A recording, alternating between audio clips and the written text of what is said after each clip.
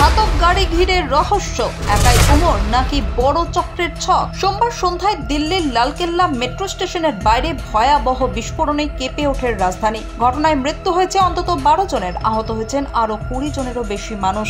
বিস্ফোরণের জেরে মুহূর্তের মধ্যে এলাকা জুড়ে ছড়িয়ে পড়ে আতঙ্ক। পুলিশ এবং দমকল দ্রুত ঘটনাস্থলে পৌঁছে আহতদের উদ্ধার করে হাসপাতালে নিয়ে যায়। গোয়েন্দা সূত্রে জানা গিয়েছে, একটি i-20 গাড়িতে রাখা বিস্ফোরক ফেটি এই মারণ বিস্ফোরণ ঘটে। সেই গাড়ির একমাত্র যাত্রী ছিলেন বলে ধারণা ডক্টর উমর মাহমুদ নামের এক ব্যক্তি। সিসিটিভির ফুটেজে দেখা গিয়েছে, কালো মাস্ক পরে গাড়িতে একা বসে রয়েছেন তিনি। বিস্ফোরণের পর গাড়ি থেকে পাওয়া দেহাংশের ডিএনএ টেস্ট চলছে, যাতে নিশ্চিত হওয়া যায় সেটি উমর মাহমুদের দেহাংশ কিনা। ফরিদাবাদ টেরর মডিউলের সঙ্গে যুক্ত ছিল উমর, এমনটাই মনে করছে গোয়েন্দারা। কয়েকদিন আগে ফরিদাবাদে অ্যামোনিয়াম নাইট্রেট উদ্ধার হয়, আর তারপর থেকেই উমরকে খুঁজছিল দিল্লি পুলিশ। গোয়েন্দাদের অনুমান, ফরিদাবাদ মডিউল ভেঙে যাওয়ার পর উমর তাড়াহুড়ো করে এই হামলার পরিকল্পনা করে। তদন্তে জানা গিয়েছে, বাদরপুর বর্ডারে সর্বশেষ দেখা গিয়েছিল ওই i-20 গাড়িটিকে।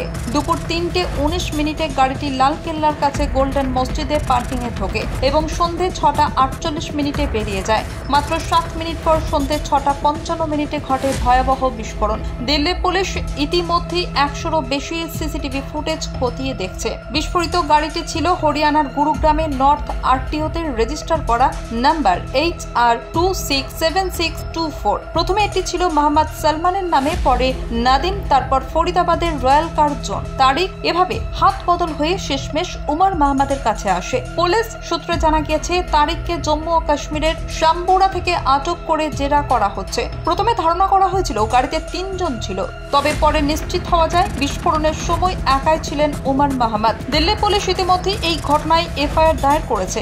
ইউএপি এর 16 এবং 18 নম্বর ধারা এবং এক্সপ্লোসিভ সাবস্টেন্সেস অ্যাক্টের 3 ও 4 নম্বর ধারা যুক্ত করা হয়েছে মামলায়। রাজধানীর এই বিস্ফোরণে তীব্র চাঞ্চল্য ছড়িয়ে পড়েছে গোটা দেশে। দিল্লি পুলিশের পাশাপাশি এনআইএ তদন্তে নেমেছে, তবে কে বা কারা এই হামলার মূল চক্রী তা এখনো রহস্যে ঢাকা। বিস্ফোরণের ধোঁয়ার সঙ্গে ঘনিয়ে উঠছে সন্দেহের মেঘ। শুধুই কি একা উমরের কাজ, নাকি কোনো জঙ্গি গোষ্ঠীর পরিকল্পিত ষড়যন্ত্রের শিকার ভারতের রাজধানী? ব্যুরো রিপোর্ট, খবর বাংলা।